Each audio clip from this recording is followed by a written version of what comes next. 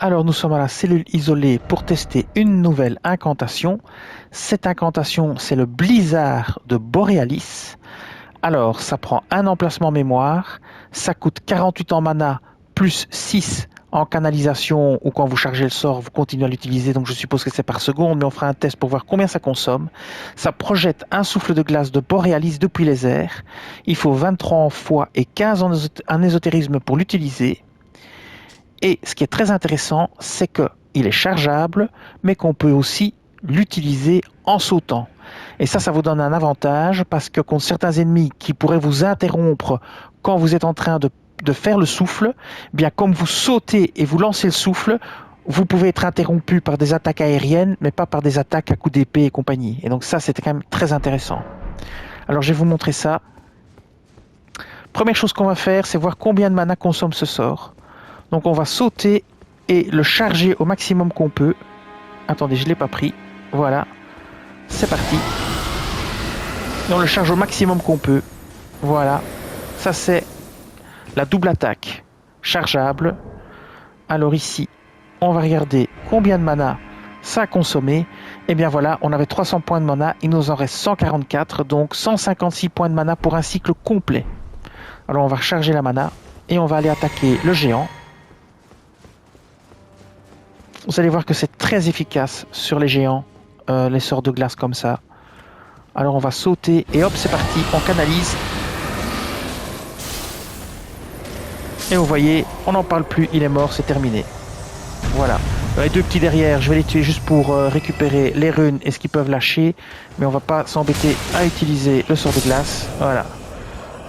Alors, ils n'ont rien lâché, c'est très bien. Alors maintenant, on va aller tester ça sur des petits groupes d'ennemis. Alors on va aller au sud du lac d'Aghel, ici.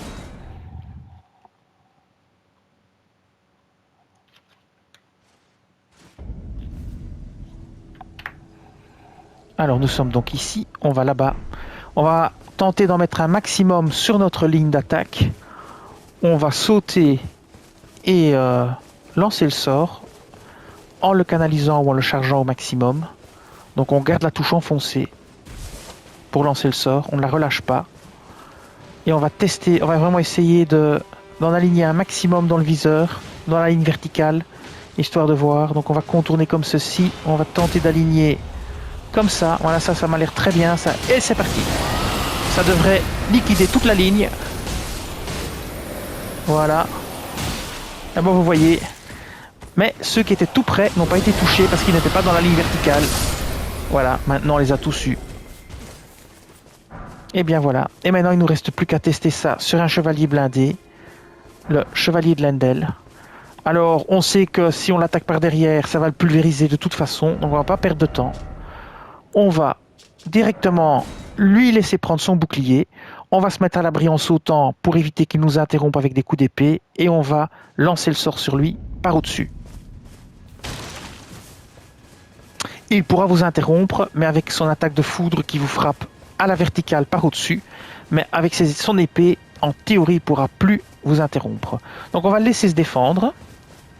Comme ça, c'est comme si nous, on avait été pris par surprise. Et voilà, on a besoin de se défendre. Hop, on saute et on lance le sort.